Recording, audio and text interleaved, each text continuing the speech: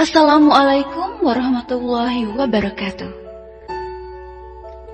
Ad-dunya kulluha mata, wa khairu mata'ud dunya al-mar'atu salihah. Dunia seluruhnya adalah perhiasan, dan sebaik-baiknya perhiasan adalah istri yang soleha. Inilah istri yang soleha. Episode ke-27.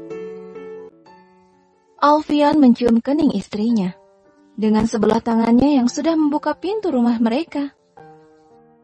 "Hati-hati di jalan," ucap Aisyah dengan senyuman hangatnya. Alfian mengangguk sambil terus memandangi wajah istrinya penuh cinta. Bukannya berangkat, Alfian malah kembali memeluk erat istrinya. Tidak peduli akan pintu rumah yang kini terbuka lebar.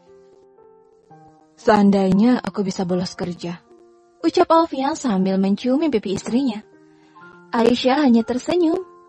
"Sudah, nanti terlambat." "Baiklah." Alfian dengan berat hati melepaskan pelukannya. "Aku berangkat dulu ya." Aisyah mengangguk. Alfian membalikkan badannya. Seketika dia kaget melihat Naila berdiri di depannya.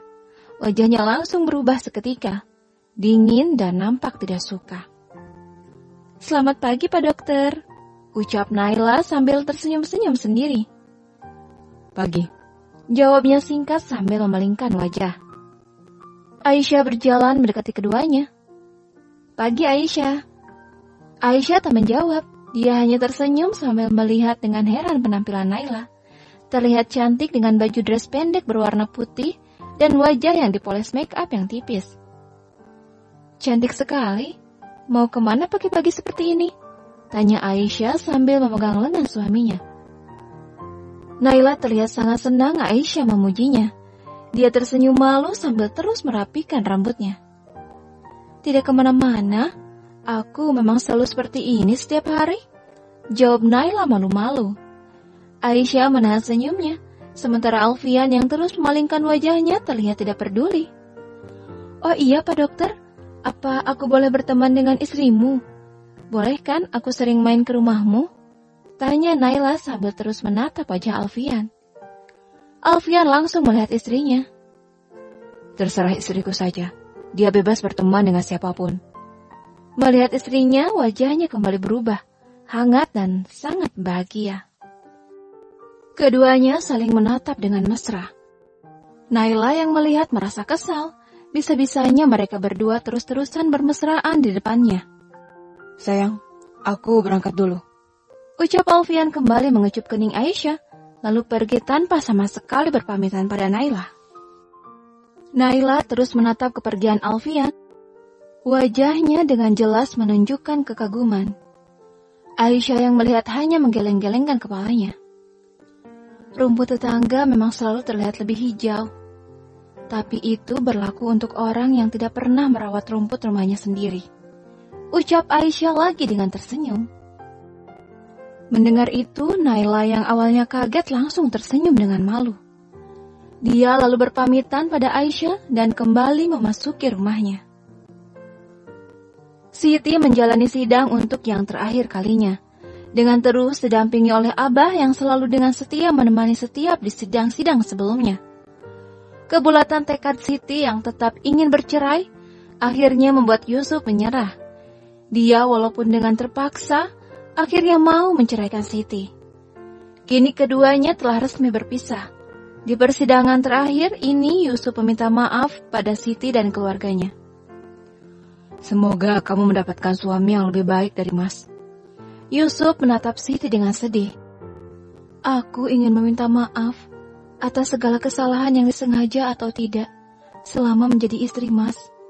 Maafkan jika aku tak bisa menjadi istri yang Mas harapkan." "Tidak, kamu tidak pernah berbuat kesalahan apapun. Kamu istri yang baik dan soleha. Mas telah membuat kesalahan dengan menyia-nyiakanmu."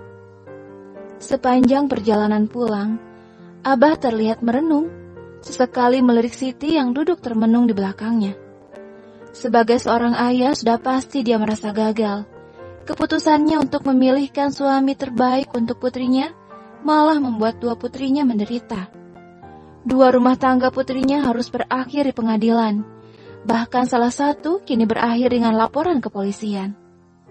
Lela putrinya bahkan selain menderita secara batin, namun juga telah menderita luka fisik yang lumayan parah.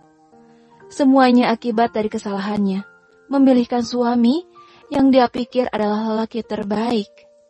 Diam-diam Abah menitikkan air matanya. Setelah kemarin menemani Siti, hari ini Abah juga harus menemani Lela ke kota untuk memberikan keterangan terakhir pada pihak kepolisian. Sebagai bentuk rasa tanggung jawab dan rasa sayangnya pada putri-putrinya, Abah bertekad akan selalu mendampingi dan menemani Lela hingga masalah ini selesai. Sesampainya di kantor polisi, Aisyah juga telah menunggu di sana. Dia lalu memeluk sang ayah dengan eratnya. "Bagaimana kabarmu, Nak?" Abah menatap Aisyah dengan penuh kasih sayang. Aisyah menjawab jika dirinya baik-baik saja. Dia bersyukur ketika Abah juga mengatakan jika keadaannya juga baik, walaupun Aisyah tahu jika sebenarnya ayahnya berbohong. Dilihat dari sorot matanya, Aisyah tahu jika ayahnya sangat lelah dan letih. Aisyah mengajak Abah untuk duduk, sementara Kak Ahmad keluar sebentar untuk menerima panggilan telepon. Mereka berbincang selagi menunggu Lela yang sedang ditanyai oleh polisi. Abah tiba-tiba terdiam melihat kedua orang tua Amar datang. Dengan penuh berbaik sangka, Abah berdiri akan menghampiri keduanya.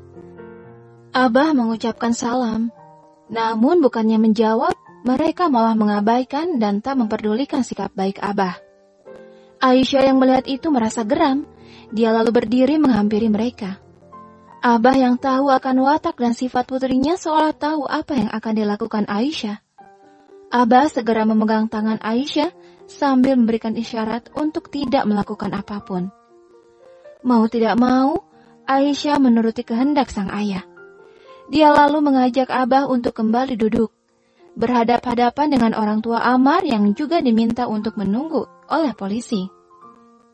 Dari raut wajahnya, Aisyah tahu jika ayahnya sangat kecewa dan terluka oleh sifat kedua orang tua Amar. Dan itu membuat hatinya juga sangat sakit. Walaupun begitu, dia tidak ingin menambah luka ayahnya dengan tidak menuruti perintahnya. Karena itu, sebesar apapun keinginannya untuk mengatakan sesuatu pada kedua orang di hadapannya, dia tetap menahannya. Beberapa saat kemudian, pemeriksaan telah selesai.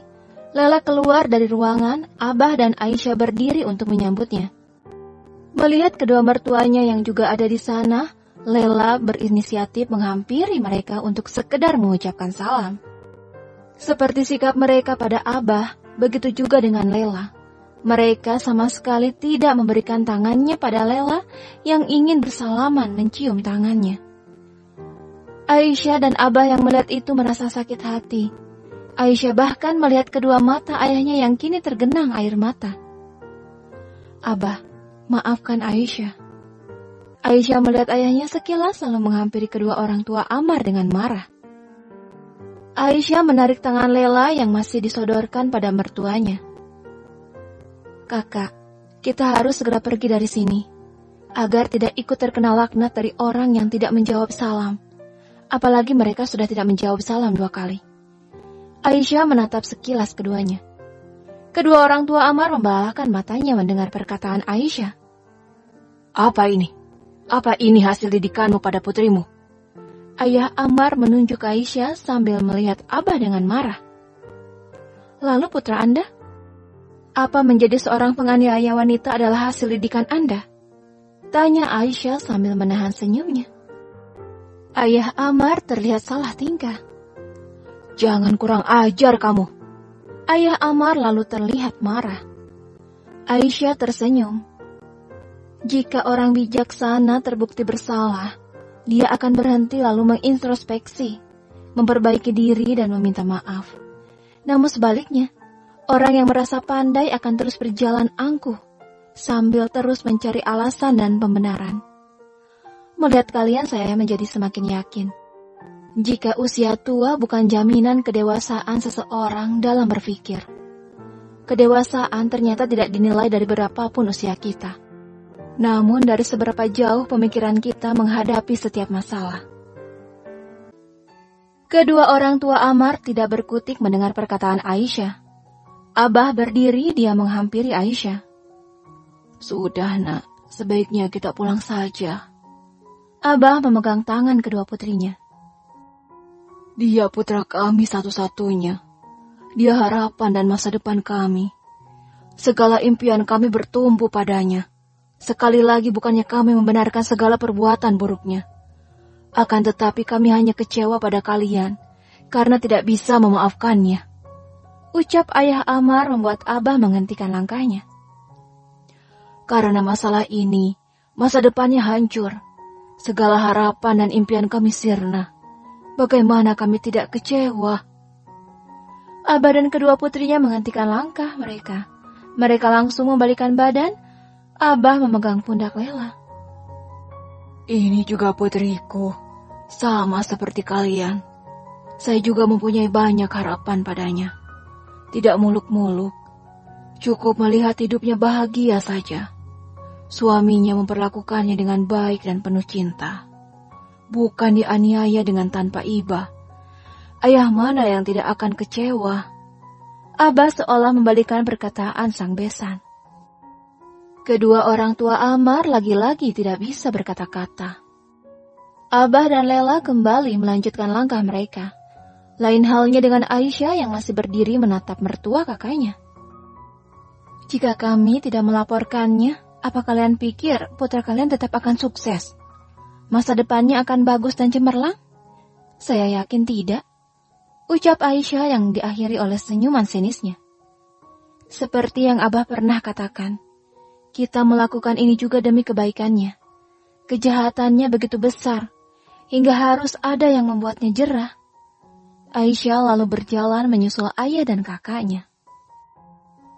Jika berkenan, kami ingin Anda datang berkunjung ke pondok pesantren kami.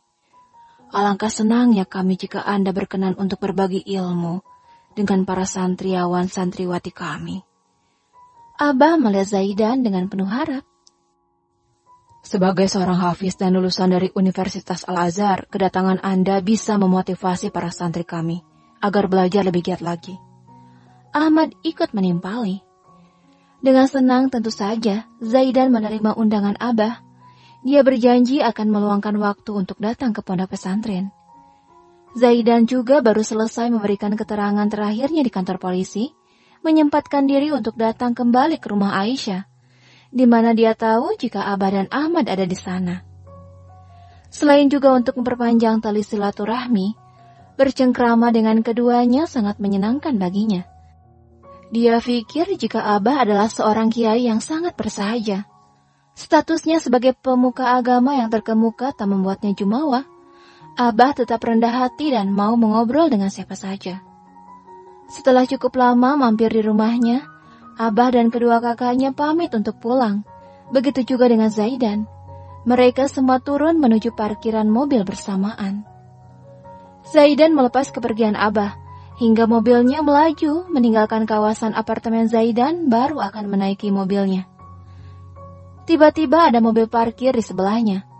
Mobil yang dirasa tidak asing baginya. Zaidan tertegun melihat Anita turun dari mobil. Begitu juga dengan Anita yang kaget melihat Zaidan di sana.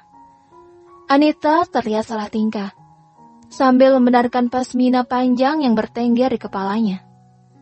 Zaidan menunduk sambil tersenyum kecil melihat Anita yang menutupi kepalanya asal, hanya dengan selendang panjang saja, di mana rambutnya masih tampak terlihat dengan jelas. Anita yang tahu sedang ditertawakan segera menutup pintu mobilnya. Lalu dengan cepat dia berjalan dengan tergesa-gesa. Mereka sudah pulang. Zaidan menghentikan langkah Anita. Anita tertegun. Baru saja. Ucap Zaidan lagi. Anita langsung melihat jam tangannya. Ini sudah 3 jam semenjak Lela meneleponnya. Jadi wajar saja jika kini dia sudah kembali pulang. Anita merasa menyesal. Jika saja pekerjaannya tidak banyak, maka tadi dia bisa buru-buru datang ke sini dan bertemu dengan Lela. Anita kemudian tampak ragu haruskah dia kembali ke mobilnya atau melanjutkan langkahnya untuk menemui Aisyah saja. Namun mengingat pekerjaan yang terpaksa ditinggalkannya tadi, Maka Anita memutuskan untuk kembali saja. Dia membalikan badannya dan melangkah maju mendekati mobilnya. Rupanya Zaidan belum masuk ke dalam mobilnya, dan itu sangat membuat Anita risih, hingga dia berjalan dengan terus menunduk sambil menyembunyikan wajahnya dengan pasmina yang dipakainya. Aku terkesan. Sedikit demi sedikit kamu merubah penampilanmu. Anita tidak bergeming. Dia tahu jika Zaidan sedang mengejek kerudungnya. Itu berarti hatimu tidak mati, masih berisi iman, sehingga kamu bisa menerima nasihat baik. Anita akan membuka pintu mobil. Semoga jika Allah mempertemukan kita lagi nanti, kamu sudah benar-benar menutupi auratmu. Anita langsung melihat Zaidan. Amin. Jawabnya singkat, lalu masuk ke dalam mobilnya. Malam hari, Aisyah sedang mengaji selepas melaksanakan sholat maghrib. Tiba-tiba terdengar bel rumahnya berbunyi. Dengan masih mengenakan mukena, dia mencoba melihat siapa yang datang. Mengetahui jika itu adalah Naila lewat layar intercom, dia lalu membukanya. Naila masuk dengan sumringah. Seperti biasa dia berdandan dengan sangat cantiknya. Halo Aisyah, boleh kan aku main? Ucapnya sambil nyelonong masuk ke dalam. Aisyah hanya menggeleng-gelengkan kepalanya. Tumben malam-malam kesini, ada apa? Tanya Aisyah sambil melihat Naila yang sudah duduk di sofa. Tidak ada, aku hanya ingin mengobrol saja denganmu. Aku bosan sendirian di rumah. Aisyah duduk mengambil kembali Quran dan membacanya lagi. Naila tampak kesal karena Aisyah mengacuhkannya. Dia merasa bosan karena Aisyah tak kunjung berhenti mengaji. Hingga cukup lama, Naila yang kebosanan lalu berpamitan untuk pulang. Kenapa pulang? Kamu belum bertemu dengan suamiku? Ucap Aisyah sambil tersenyum. Apa maksudmu? Naila yang kaget langsung menghentikan langkahnya. Dia lalu terlihat salah tingkah dan pergi dengan terburu-buru meninggalkan rumah Aisyah. Aisyah tersenyum sendiri melihat kelakuannya. Dari reaksinya barusan dia menjadi sangat yakin jika memang tetangganya itu ingin menarik simpati suaminya. Aisyah hanya bisa menahan tawa sambil menggeleng-gelengkan kepalanya. Dia lantas berpikir jika mungkinkah rasa kecewa Naila akan suami dan rumah tangganya yang tidak bahagia membuatnya menjadi iri akan kebahagiaannya dengan Alfian. Larut malam Alfian baru pulang. Dia terlihat sangat capek dan berjalan dengan lunglai memasuki rumah. Dia kaget mendapati Aisyah yang masih mengenakan mukena ketiduran menunggunya di atas sofa. Dengan perlahan dia lalu menghampirinya. Alfian mencium kening istrinya, membuat Aisyah terbangun dari tidurnya. Sayang, kenapa tidur di sini? Aisyah beringsut memeluk suaminya. Maaf, aku ketiduran. Ucap Aisyah sambil mengerjapkan matanya. Alfian lalu mengajak istrinya untuk masuk ke dalam kamar. Dia menyuruh istrinya untuk melanjutkan tidur, sementara dia akan mandi dan berganti baju. Setelah memakai baju, Alfian segera menaiki tempat tidur di mana istrinya ternyata masih belum tidur karena menunggunya. Seperti biasa mereka lalu bercengkrama sejenak. Alfian menceritakan jika hari ini dia bertemu dengan pasien seorang anak perempuan yang lucu dan menggemaskan, dan itu menarik perhatiannya. Sayang, jika boleh memilih, aku ingin anak pertama kita juga perempuan, ucapnya sambil memeluk erat istrinya. Aisyah tersenyum. Perempuan. Sedari kecil dia sudah membuka pintu surga untuk ayahnya. Setelah dewasa, dia menyempurnakan separuh agama suaminya. Dan setelah menjadi ibu, surga menjadi berada di bawah telapak kakinya. Pagi-pagi, Aisyah dan suaminya yang sedang sarapan tiba-tiba dikagetkan oleh suara seseorang yang mengetuk pintu dengan kencangnya. Naila mengetuk sambil memanggil-manggil Aisyah berulang kali. Aisyah yang kaget segera membuka pintu setelah mendapatkan izin dari suaminya. Seketika Naila masuk ke dalam sambil memegang perutnya dan meringis kesakitan. Dia terus mengaduh beberapa kali sambil duduk di atas sofa. Kenapa? Tanya Aisyah panik. Perutku sakit, aduh. Naila meringis. Aduh, Pak Dokter, tolong periksa kenapa perutku sakit sekali, ucap Naila meringis sambil sesekali melirik Alfian. Aisyah lalu melihat sedikit curiga. Dia melihat suaminya yang sama sekali tidak nampak panik. Aduh, Pak Dokter tolong periksa perutku. Kenapa sakit sekali rasanya? Naila kini telah berbaring di atas sofa. Sayang, kamu harus memeriksanya. Aisyah melihat suaminya. Alfian terlihat kaget. Periksa dia, aku akan mengambil pisau dulu, ucapnya lagi sambil akan melangkah. Naila langsung terdiam mendengar perkataan Aisyah. Apa? Pisau untuk apa? Tanya Naila melihat Aisyah dengan kaget. Iya, suamiku dokter spesialis bedah. Dia harus membuka perutmu untuk melihat apa penyakitmu. Naila langsung berdiri. Sepertinya aku baik-baik saja sekarang. Bersambung.